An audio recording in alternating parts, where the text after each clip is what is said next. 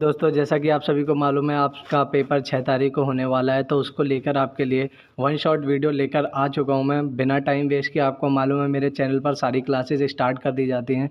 तो आपकी आज की क्लास को स्टार्ट करते हैं बिना टाइम वेस्ट किए। तो आज का पहला क्वेश्चन है आपका। आज मिक्स प्रैक्टिस सेट होने वाला है। ये वन वर्ड आंसर दूंगा डायरेक्ट, ताकि आपका टाइम कम वेस्ट हो और क्वेश्चन ज़्यादा पढ़ सकें। ठीक है। गुलामी का घोषणा पत्र किसे कहा जाता है? गुलामी का घोषणा पत्र किसे कहा जाता है? 1935 के भारतीय अधिनियम को। तो जो 1935 का जो भारतीय अधिनियम था, उसे क्या कहा जाता है? गुलामी का घोषणा पत्र। ठीक है। अगले क्वेश्चन की ओर बढ़ते हैं। किस देश से भारत में संघीय शासन प्रणाली लागू किया गया? यानी कि जो भारतीय संविधान है उसमें संघीय शासन प्रणाली, जो हमारे देश में संघीय शासन प्रणाली है, वो किस देश से ली गई है? तो वो किस देश से ली गई है? कनाडा से। ठीक है। अगले क्वेश्चन की ओर बढ़ते हैं। भाषा के आधार पर पहला राज्य कौन है? जो भाषा है, भाषा के आधार पर हमारे देश में जो राज्य बना था, वो पहला राज्य कौन सा बना था, उसका नाम पूछा है। तो वो कौन सा राज्य है? आंध्र प्रदेश। आंध्र प्रदेश ऐसा राज्य है जो भाषा के आधार पर बना था हमारे देश में सबसे पहले।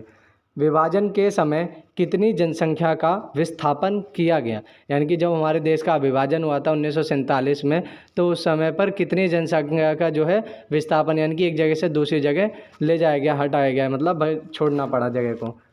कितनी जगह, कितने लोगों को? 8 मिलियन। ठीक है। आगे बढ़ते हैं। गांधी जी की हत्या कब हुई? गांधी जी की हत्या कब हुई थी? 30 जनवरी 1948 को। ये क्वेश्चन इसलिए लिया है क्योंकि 2 अक्टूबर को गांधी जी का 2 अक्टूबर को गांधी जयंती आती है, इस वजह से ये क्वेश्चन को मैंने लिया है यहाँ पर 30 जनवरी 1948, क्योंकि इसके आने के चांसेस आ सकते हैं, क्योंकि 2 अक्टूबर है अभी। देशी रियासतों को मानचित्र में किस रंग में दिखाया जाता था? देशी रियासतें आप सभी को मालूम होगा, जो हमारा देश था आज़ादी से पहले क्या था, जब हमारा देश अंग्रेज़ों के अधीन था, तो वो क्या था? रियासतों में बटा हुआ था। 545 ऐसी कुछ रियासतें थीं जिसमें हमारा देश बटा हुआ था अलग अलग। ठीक है। पहले राज्य वगैरह नहीं हुआ करते थे, देश जो था रियासतों में बटा हुआ था। ठीक है। तो जो मानचित्र था उसमें देशी रियासतों को किस रंग से दिखाया जाता था, ये पूछा जा रहा है इस क्वेश्चन में। तो किस रंग से दिखाया जाता था? पीले रंग से दिखाया जाता था। आपको क्लास कैसी लग रही है कमेंट बॉक्स में बताते चलना। अपना आंसर साथ साथ कमेंट बॉक्स में लिखते चलना। कोई भी डाउट हो तो कमेंट बॉक्स में पूछ सकते हैं। ठीक है। और ये पीडीएफ जो मैं अभी पढ़ा रहा हूँ आपको, ये है। अगर ये पीडीएफ आपको परचेज़ करनी है तो 9899477376 इस नंबर पर आप व्हाट्सअप कर सकते हैं। आज का ऑफ़र है कि आज ये पीडीएफ जो है 51 रुपीज़ के हैं ओनली। इसमें आपको 400 प्लस क्वेश्चंस मिल जाएंगे। ठीक है। जैसा कि मैंने आप सभी को सुबह दिखाया ही था, पिछली वीडियो जिसने नहीं देखी जीके क्लास की, उसमें मैंने सारी डिटेल बताई थी इस पीडीएफ की। इसमें हिस्ट्री के क्वेश्चन, पॉलिटी के क्वेश्चन, दिल्ली स्टैटिक के क्वेश्चन, दिल्ली करंट अफेयर्स के क्वेश्चन, करंट अफेयर्स का क्वेश्चन, ठीक है, सब कुछ है इस पीडीएफ में। तो इस पीडीएफ को परचेज़ करने के लिए आप व्हाट्सएप पर मैसेज कर सकते हैं। केवल आज का ऑफ़र है 51 रुपीज़ का। कल से ये पीडीएफ फिर से 101 रुपीज़ की कर दी जाएगी। आप सभी की भारी डिमांड पर ये पीडीएफ का प्राइस आज के लिए कम किया गया है। तो इस मौके का फ़ायदा उठा लो, मैं तो यही कहूँगा। बाकी आपकी इच्छा है, जिसे नहीं परचेज़ करनी है वो क्लासेस से पढ़ लो, कोई दिक्कत नहीं है। ठीक है। पर क्लासेस से इतना ज़्यादा कवर करना एकदम बहुत ज़्यादा कठिन है, इसलिए मैंने ये पीडीएफ बनाई। ठीक है। काफ़ी सारे स्टूडेंट परचेज़ भी कर चुके हैं। आपको अगर परचेज़ करनी है तो मैंने आपको नंबर दे ही दिया है, बाकी डिटेल कमेंट बॉक्स में भी है, व्हाट्सअप कर सकते हैं। कॉल मत करना कोई भी प्लीज़, केवल व्हाट्सअप के लिए है। बाकी आगे बढ़ते हैं। ये तभी आपको देख रहे हो आप क्वेश्चंस का लेवल कितना अच्छा है इस पीडीएफ में।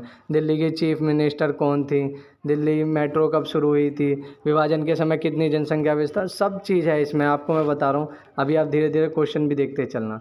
ठीक है। वह कौन से पीले रंग से इसका आंसर हमने देख लिया था। वह कौन से अनुच्छेद के तहत सारे देश में समान नागरिक व्यवस्था लागू है? समान नागरिक जो व्यवस्था है वो किस अनुच्छेद से लागू है? अनुच्छेद 44 से। ठीक है। बढ़ते हैं अगले क्वेश्चन की तरफ। आज़ादी के समय कितनी रियासतें थी? तो जो मैंने अभी बताया था आपको, आज़ादी के समय कितनी रियासतें थी? 556, यानी कि 556। कश्मीर का राजा किसे कहा जाता था? यानी कि जो रियासत थी कश्मीर रियासत, उसका राजा कौन था? राजा हरी सिंह। राजा हरी सिंह को क्या कहा जाता था? कश्मीर का राजा कहते थे। ठीक है। कश्मीर के कितने भागों को पाकिस्तान ने अवैध कब्जा किया था, यानी कि जो पाकिस्तान ऑक्यूपाइड कश्मीर पीओके है, वो कश्मीर के कितने भागों पर पाकिस्तान ने अवैध कब्जा किया था? लगभग 1/3 भाग पर पाकिस्तान ने कब्जा किया था। कौन से अनुच्छेद के तहत देवनागरी में लिखी हिंदी भाषा को राज्य भाषा घोषित किया गया? यानी कि जो हमारी हिंदी भाषा है उसे आप सभी को मालूम है कि वो हमारी राष्ट्रभाषा हमारे देश की कुछ भी नहीं है। हिंदी जो है हमारी राजभाषा है, ठीक है। हिंदी हमारी क्या है? राजभाषा, जो कि देवनागरी लिपि में लिखी जाती है। तो इसे किस अनुच्छेद के तहत राजभाषा घोषित किया गया था? वो अनुच्छेद 343। और एक क्वेश्चन अगर पिछली क्लास में किसी ने नहीं देखा वो भी बता दूं, इम्पोर्टेंट है, कि हिंदी भाषा जो है उसे राजभाषा हुए कितने वर्ष हुए जब अमित शाह जी ने एक डाक टिकट जारी की है? तो 75 वर्ष हुए, ठीक है। कश्मीर को भारत में कब विलय किया गया? यानी कि जो कश्मीर था उसको भारत में कब विलय यानी कि जोड़ा गया था, ठीक है। कब जोड़ा गया है? 26 अक्टूबर 1947 को जोड़ा गया है। अगले क्वेश्चन की ओर बढ़ते हैं। ताशकंद समझौता कब किया गया? ताशकंद जो समझौता हुआ था वो कब किया गया था? 1966 को, यानी कि 1966 को। विलय के समय मणिपुर का राजा कौन था? विलय जब हुआ था मणिपुर का भारत में, तो उस समय मणिपुर का राजा कौन था? बोधचंद्र सिंह। तो वीडियो को लाइक ज़रूर कर देना सेशन अच्छा लग रहा हो, और चैनल को सब्सक्राइब जरूर करके रख लेना। आगे आने वाली सारी अपडेट आपको इस चैनल पर मिलेगी। डेली क्लासेस इस चैनल पर चलती हैं। ऐसी ही PDF में साइंस की भी बनाने वाला हूँ, तो साइंस की भी परचेज़ करना चाहते हैं तो आप कमेंट बॉक्स में कमेंट कर सकते हैं। 50 रुपये आपके लिए कुछ नहीं है, 50 रुपये नॉर्मल खर्चा हो जाता है, पर पढ़ाई के लिए आप लोग 10 बार सोचो कि करना है कि नहीं करना है। 400+ क्वेश्चन आपको 50 रुपीज़ में मिले, यानी कि 1 रुपये का लगभग 8 क्वेश्चन पढ़ रहे हैं आपको। उसमें भी आप इतना सोचते हैं, पता नहीं क्या क्या। बाकी आपकी इच्छा है, जो भी अगर परचेज़ करना है तो कर लीजिए। विलय के समय मणिपुर के राजा कौन थे? बोधचंद्र सिंह। भारत में पहली बार वयस्क मताधिकार कब हुआ था? यानी कि जो भारत में वयस्क मताधिकार हुआ था वो पहली बार, यानी कि फर्स्ट टाइम कब हुआ था? 1 शॉट क्वेश्चन मैं आपके लिए लाया हूँ, रामबाण आपके लिए होने वाली है ये। तो कब हुआ था? कहाँ हुआ था? सॉरी, मणिपुर में हुआ था, ठीक है। झारखंड कब बना था? झारखंड जो राज्य है वो कब बना है? वो बना है 2000 में, सन 2000 में। राज्य पुनर्गठन अधिनियम कब बना? इसमें बेसिक से बेसिक और एडवांस से एडवांस सब क्वेश्चन आपको मिल जाएंगे। आपको कुछ भी टेंशन लेने की ज़रूरी है। हिस्ट्री, पॉलिटी, ठीक है, दिल्ली करंट अफेयर्स और नॉर्मल करंट अफेयर 2024 के क्वेश्चन, पेरिस ओलंपिक के क्वेश्चन, दिल्ली स्टैटिक के क्वेश्चन, सब कुछ है इसमें आपका। राज्य पुनर्गठन अधिनियम कब बना है आपका? 1956 ईस्वी में, 1956 ईस्वी में। वर्तमान समय में कितने भाषाओं को संवैधानिक दर्जा प्राप्त हुआ है? यानी कि जो हमारा संविधान है उसमें कितनी भाषाएं जो हैं उन्हें संवैधानिक दर्जा दे रखा है, ठीक है। यानी कि संवैधानिक दर्जा कितनी भाषाओं को मिला हुआ है, ये क्वेश्चन इसमें पूछा गया है। आपके हिसाब से आपको कमेंट बॉक्स में साथ साथ लिखते चलना कि आपको और कोई डाउट हो तो वो भी कमेंट बॉक्स में लिखना, सबके रिप्लाई मैं करता हूँ। 22 भाषाओं को, यानी कि 22 भाषाओं को क्या है? संवैधानिक दर्जा मिला हुआ है हमारे संविधान में। आगे बढ़ते हैं। जम्मू कश्मीर को कब केंद्र शासित प्रदेश बनाया गया था? यानी कि जो हमारा जम्मू कश्मीर है हमारे देश का, उसे कब केंद्र शासित प्रदेश बनाया गया? ये देख सकते हैं आप क्या लेवल के क्वेश्चन आप लोगों के लिए मैंने छांट के इस PDF को बनाने में मुझे 4 दिन लगे हैं, ठीक है। उस 4 दिन के लिए 51 रुपीज़ आप लोगों के लिए कुछ भी नहीं होता है। 51 रुपीज़, अब क्या ही बताऊँ मैं, 51 रुपीज़ में आपको इतना सब कुछ मिल रहा है, 400 क्वेश्चन, और किस लेवल के आप देख सकते हैं। जम्मू कश्मीर को कब केंद्र शासित प्रदेश बनाया गया? 5 अगस्त 2019 को, 5 अगस्त 2019 को जम्मू कश्मीर को केंद्र शासित प्रदेश बना दिया गया। राज्य पुनर्गठन आयोग का प्रमुख कौन था? राज्य पुनर्गठन आयोग, ठीक है, इसका प्रमुख यानी कि चीफ कौन था? डॉक्टर राजेंद्र प्रसाद। भारत का पहला गृह मंत्री कौन था? भारत के जो भारत है हमारा, उसका पहला जब आज़ाद हुआ तो उस समय पहले गृह मंत्री हमारे कौन बने थे? सरदार वल्लभ भाई पटेल। सरदार वल्लभ भाई पटेल का इम्पोर्टेंट रोल क्या था? सरदार वल्लभ भाई पटेल की वजह से ही जो हमारे भारत है इसका जुड़ना हो पाया है, ठीक है। जो हमारे देशी रियासतें थी सारी अलग अलग जो भागों में बटा हुआ था हमारा भारत, उसे जोड़ने का काम किसने किया था? सरदार वल्लभ भाई पटेल जी ने ही किया था, ठीक है। तो पहले गृह मंत्री कौन बने थे हमारे देश के? सरदार वल्लभ भाई पटेल। सीमांत गांधी के नाम से किसे जाना जाता है? सीमांत गांधी के नाम से किसे जानते हैं? खान अब्दुल गफ्फार खान को। ठीक है। खान अब्दुल गफ़ार खान को किस नाम से जाना जाता है? सीमांत गांधी के नाम से भी जाना जाता है। ये क्वेश्चन अच्छा क्वेश्चन है, इंपॉर्टेंट है, ठीक है। संवैधानिक प्रावधानों के अंतर्गत अब कुछ आपके हिस्ट्री के क्वेश्चन भी देख लेते हैं। जैसे कि ये देख सकते हैं आप, क्या लेवल के क्वेश्चन है। ईवीएम का पहला इस्तेमाल कब हुआ?